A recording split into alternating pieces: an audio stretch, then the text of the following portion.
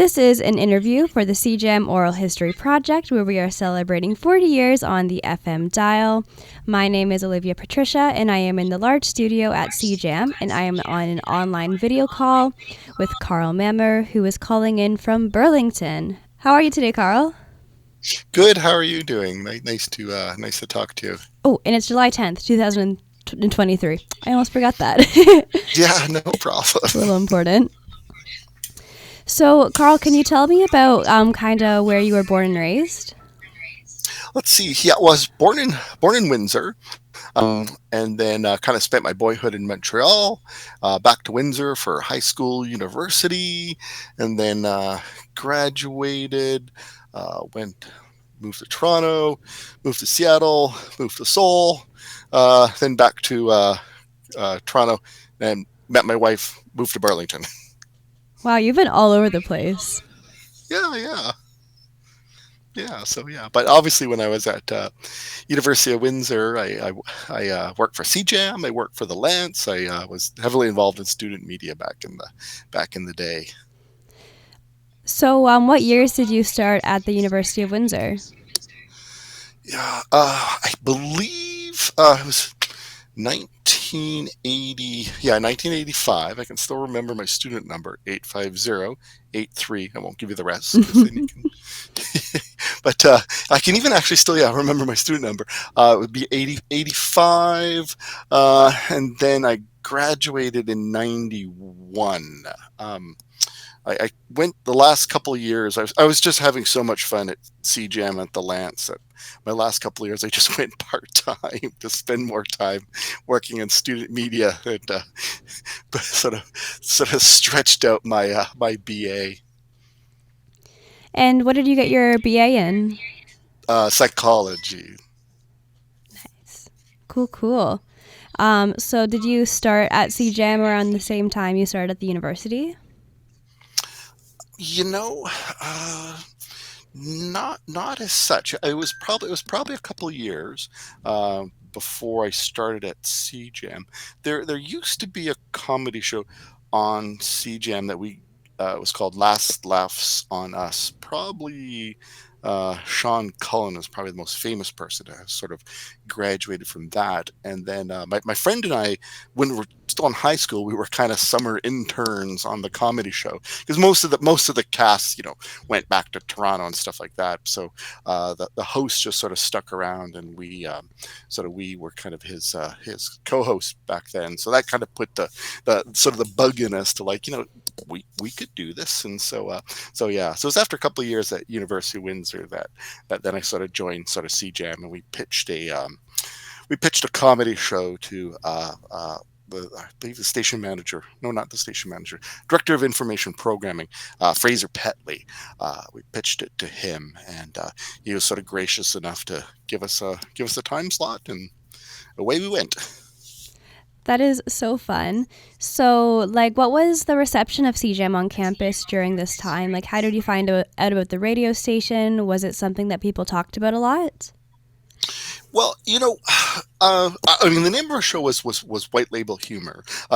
You White Label, kind of referring to the grocery products. Being my co-host Terry Brown and I, we were kind of both children from broken homes, so we were intimately familiar with our mothers, filling the fridge and the pantry with the cheapest possible groceries, which were then called white label products. So that was kind of our idea, was like just white label humor, because it wouldn't kind of necessarily tie us to something. But we did a lot of just local, satire on local politics and stuff like that.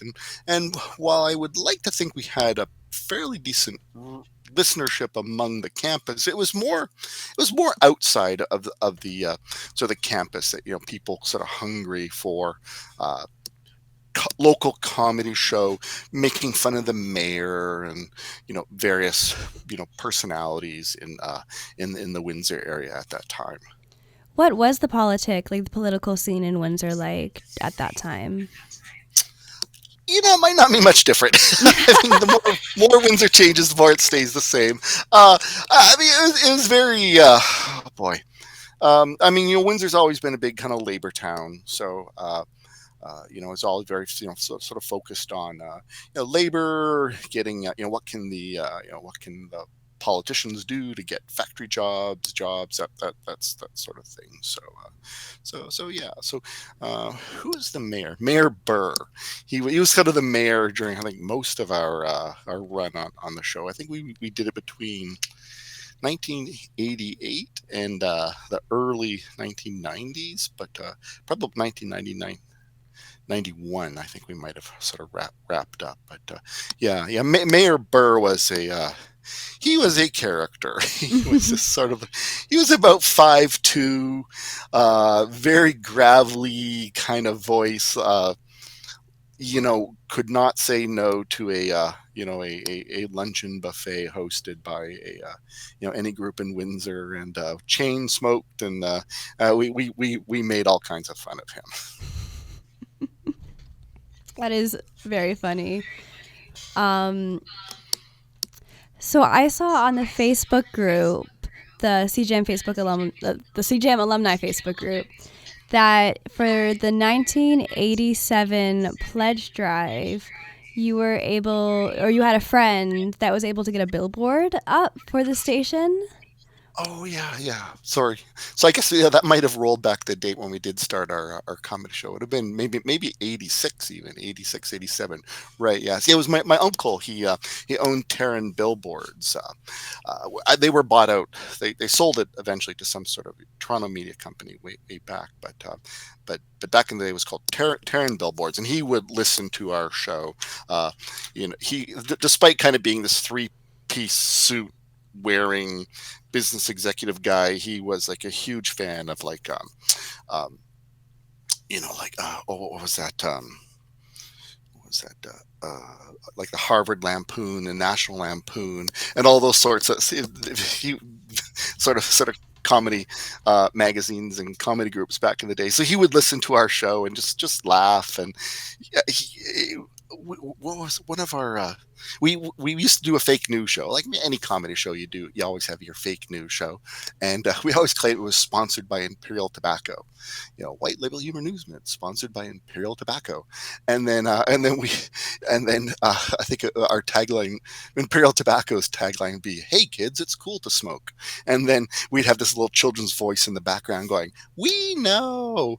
And of course, my uncle, who's in billboards, and back then they could run cigarette ads, but they had very, very tight rules. But like no billboards showing anybody who appears under the age of 30, and you can't run cigarette ads within so many miles of a school and things like that. So when we hear that, he would just he would just lose his lunch. He just really liked that idea that we're claiming to be sponsored by a tobacco company and telling kids it's cool to smoke. If anyone's listening to this, it's not cool to smoke.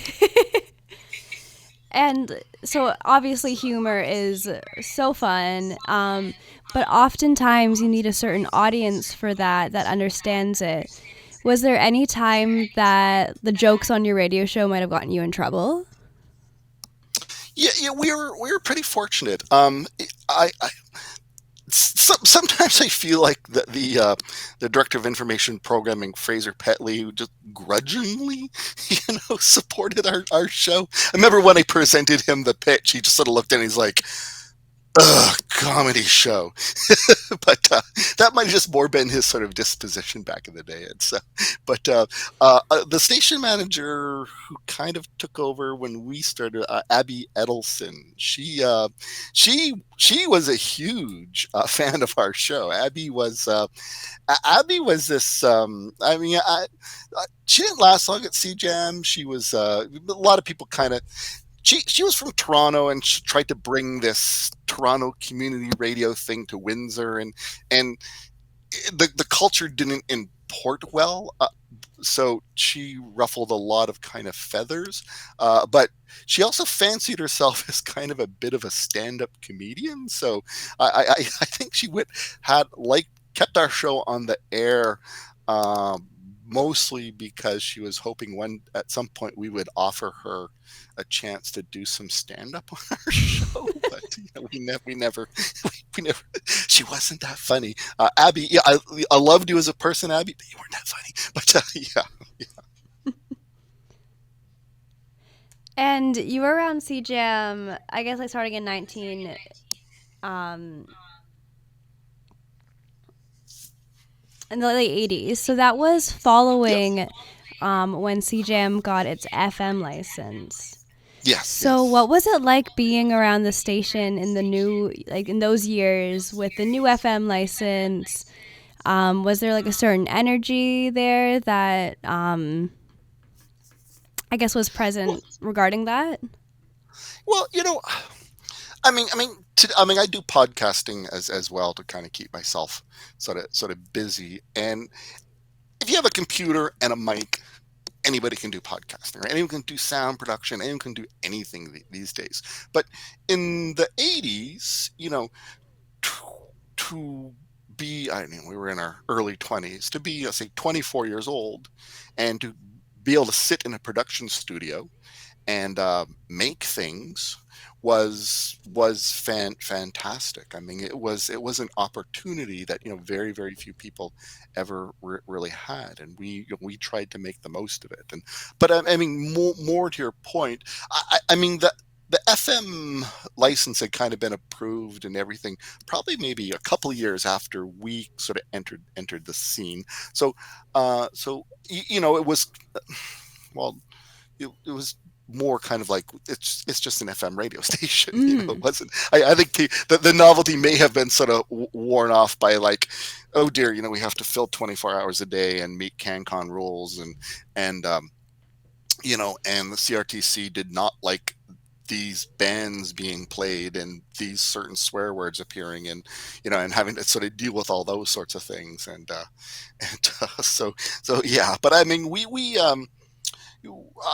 despite sort of being a comedy radio show, I mean, we did try to be very kind of responsible and not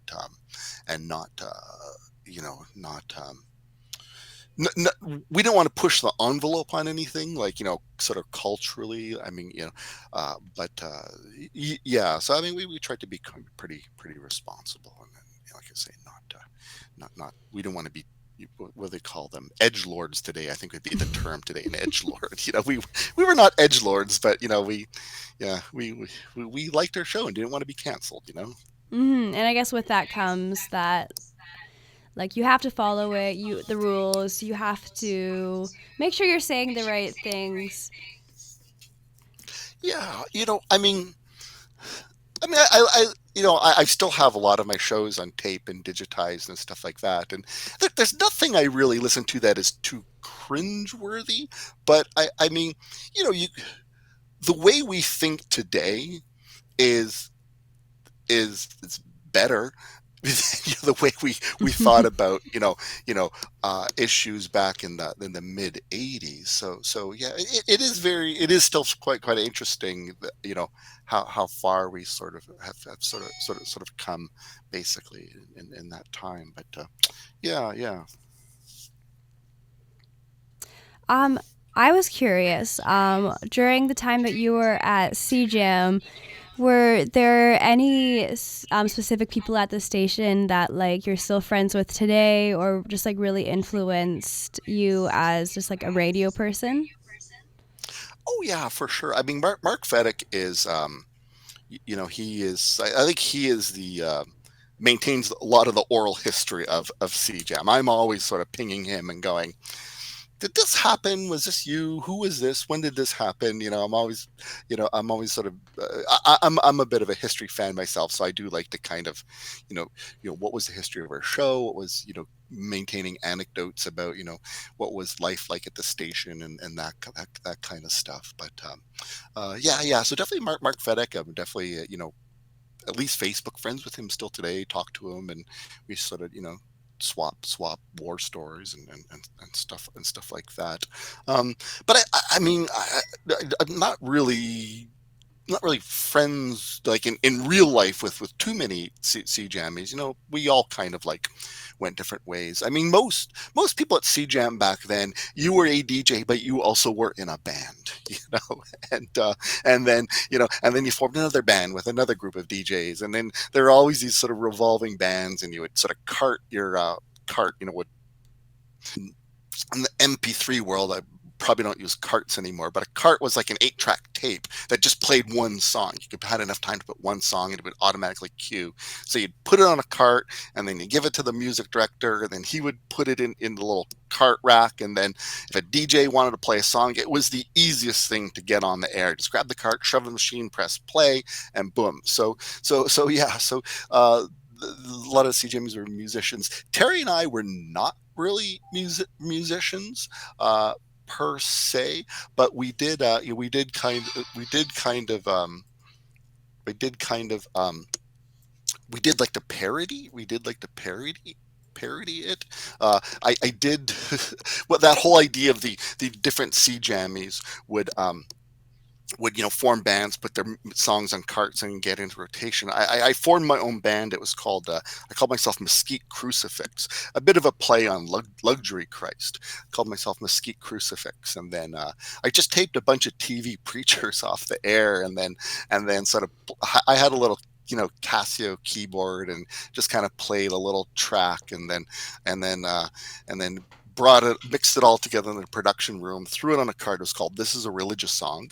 It's a song about religion, and then threw it up onto, gave it to the music director. He put it in rotation. I think I got as high as like 18 on the charts. So I was like, no royalties, of course. It's just like, it's just, but it was bragging rights. 18's pretty impressive.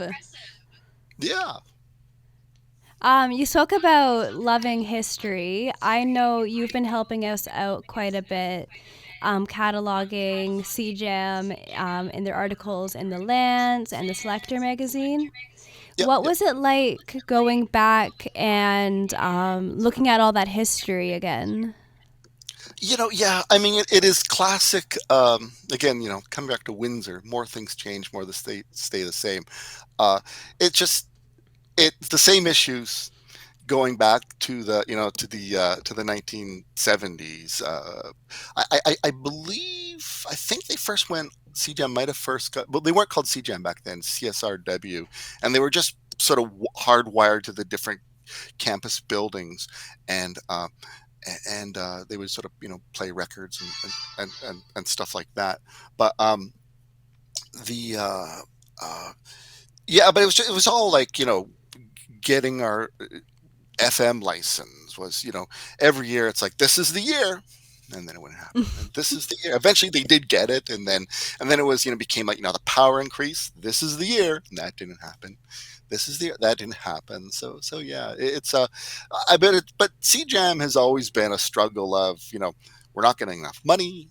We, our equipment's breaking down all the time.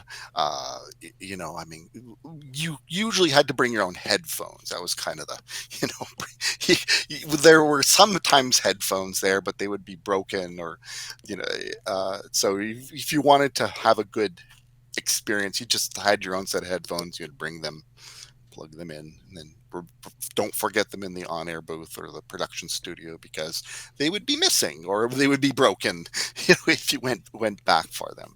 But yeah, just yeah.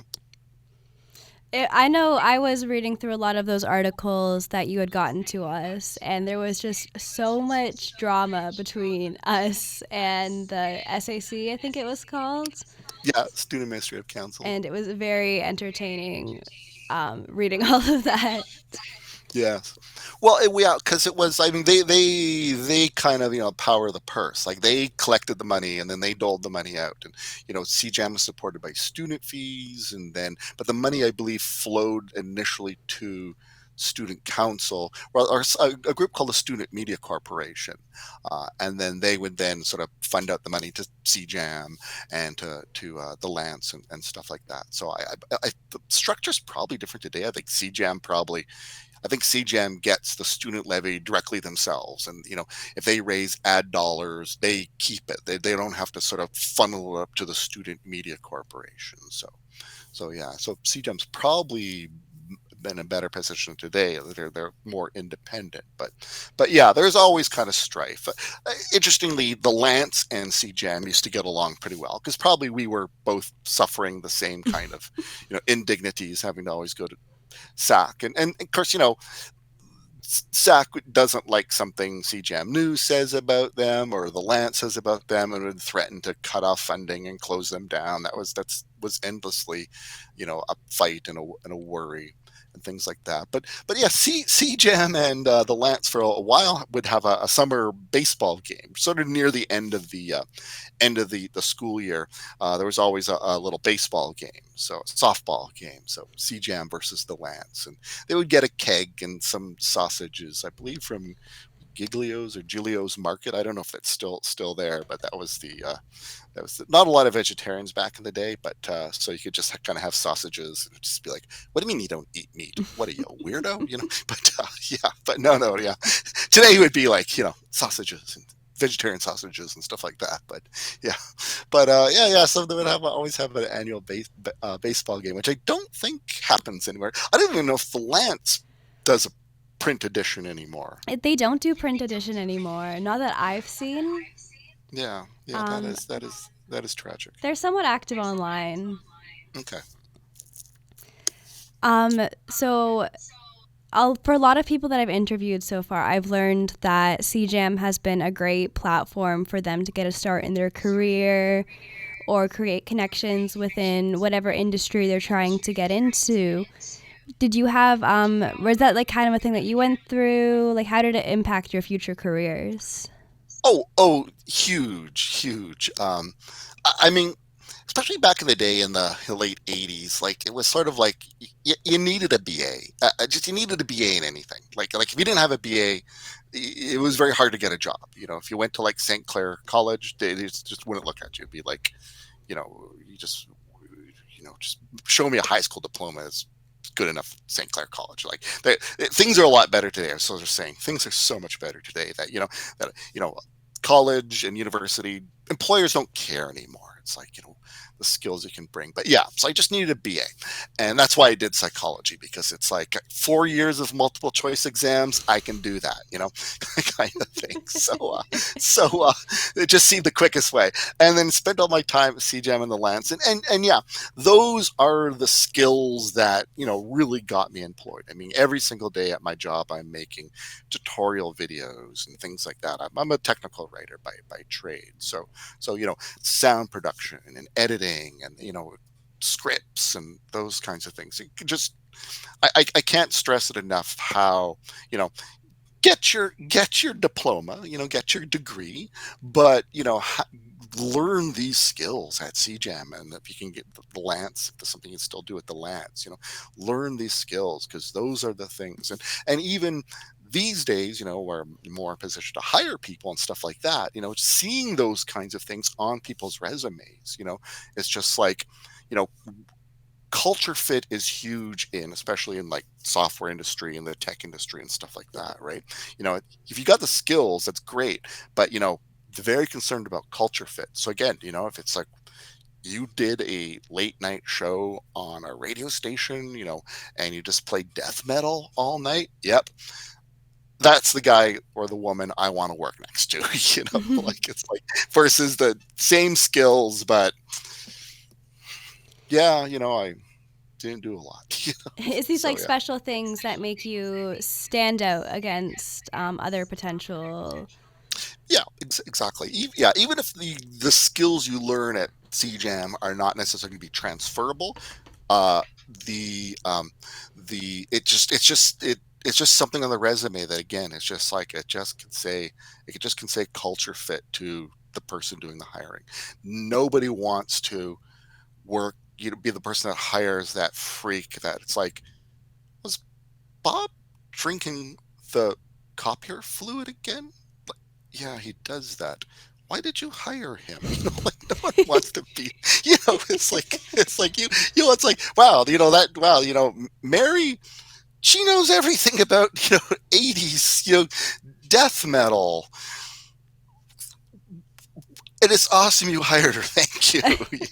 That kind of thing. So not like that Bob guy that drinks the copier fluid and wears the same pair of pants every day. Yeah. Um, I know this is a little off topic, but I do want to talk about this. I know right now you're working with a station to create an award in memory of your friend Ed Blake. Yeah. Do you mind talking about that a bit? Yeah, for sure. Yeah. Well, I mean, yeah, Ed was, I like to say, I met Ed at the right time in life. I was about 13, 14.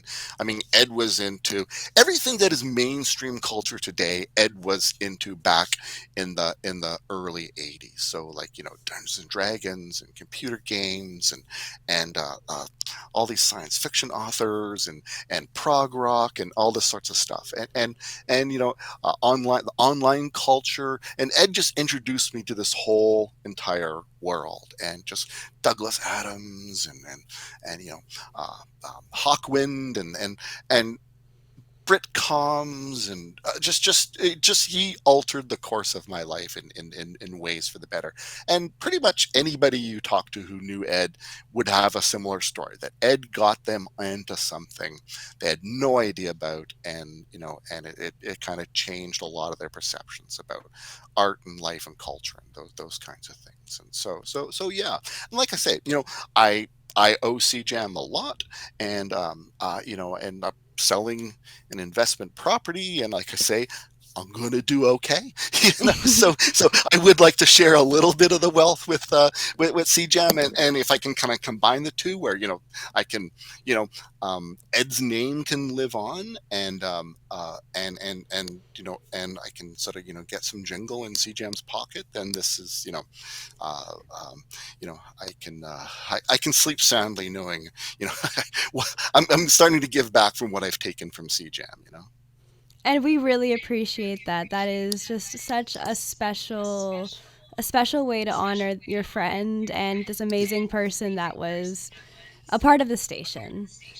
Yes, exactly. Yeah, yeah. So yeah, I mean, hopefully, I mean, the company I work at. Well, every couple of years, it's like we're going public next year. We're going public, so hopefully, when and if we do go public, then it'll again, I will do okay. So I like to, there'll be some more money coming down the pipe, but right now,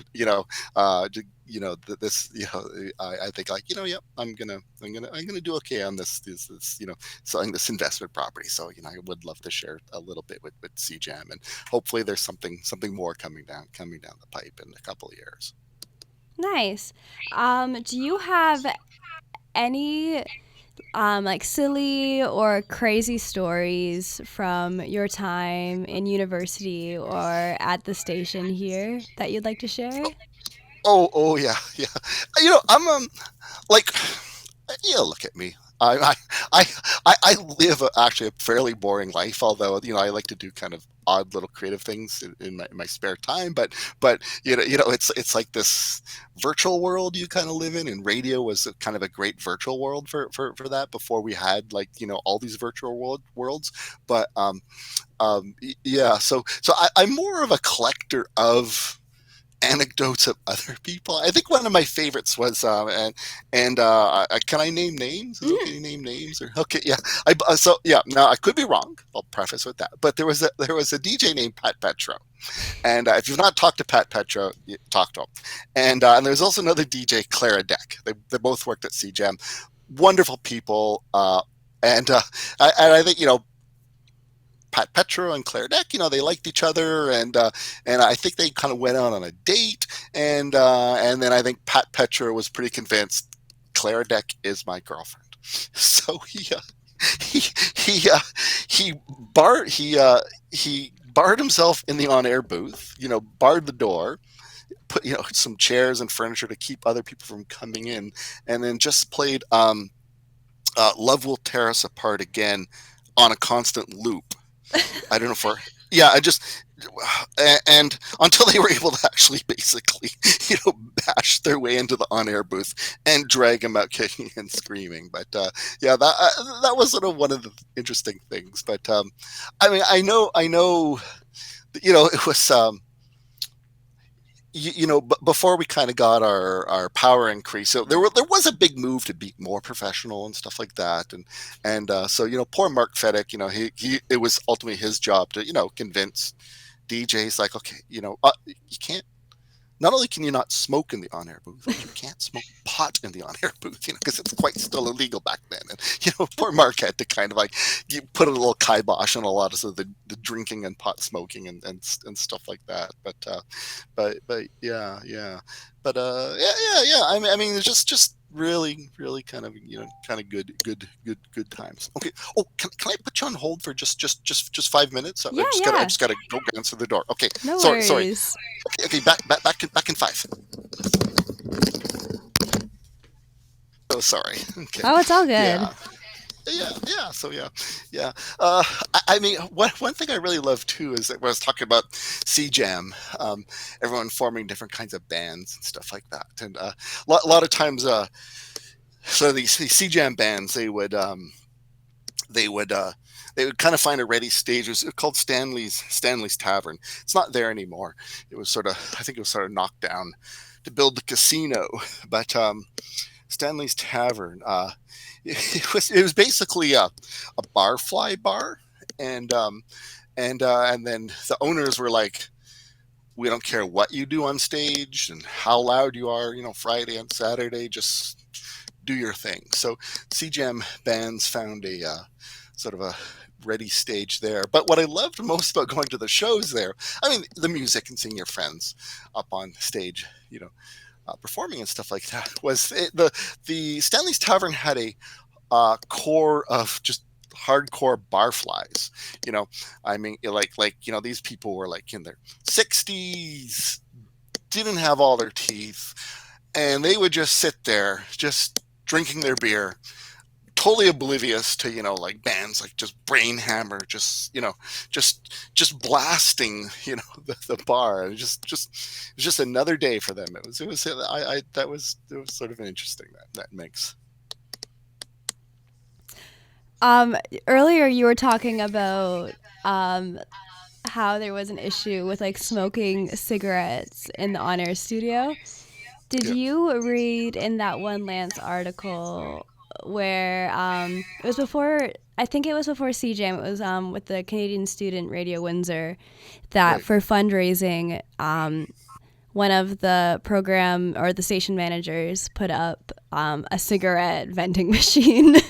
Yes, I think exactly. it was I like know. in the student center. Yes, right to raise funds. Again, it was that. It was a whole different time, right? Like, and yeah, I mean, you couldn't do that today. It'd be like selling selling cigarettes out of the back of your minivan or something, raising funds for CJAM. But yeah, yeah, um, yeah, it's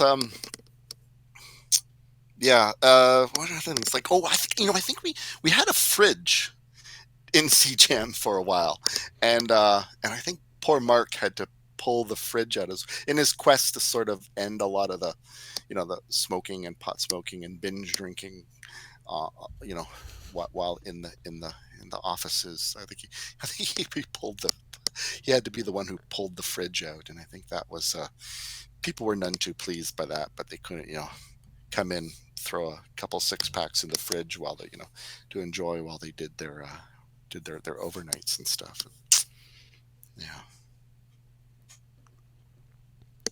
That is so fun.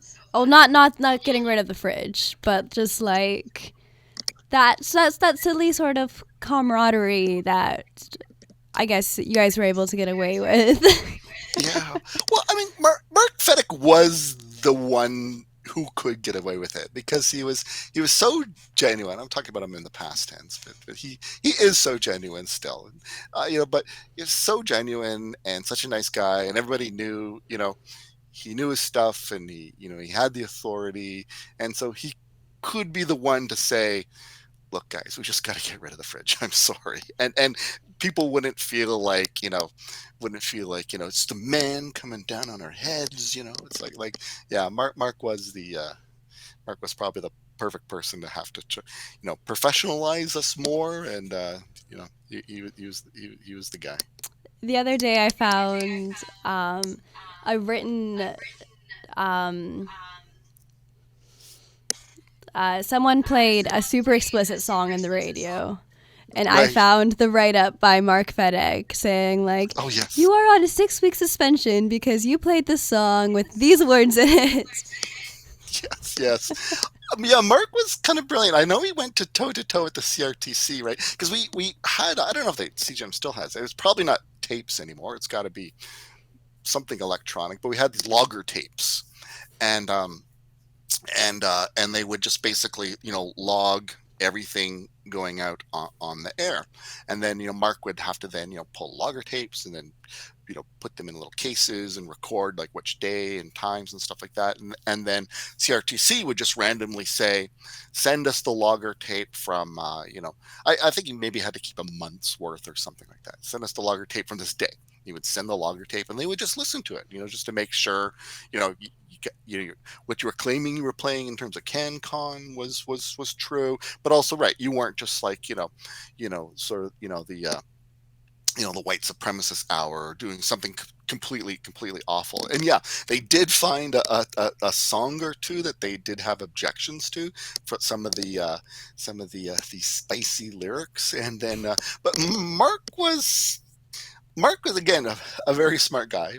Is a smart guy, and he sort of read up on the CRTC regulations and stuff like that, and tried to argue like, look, yes, while these words and these contexts would normally be quite offensive, you do have a community exception. So our community, we would not find these things necessarily offensive. So he tried to sort of argue that, which I thought was really smart.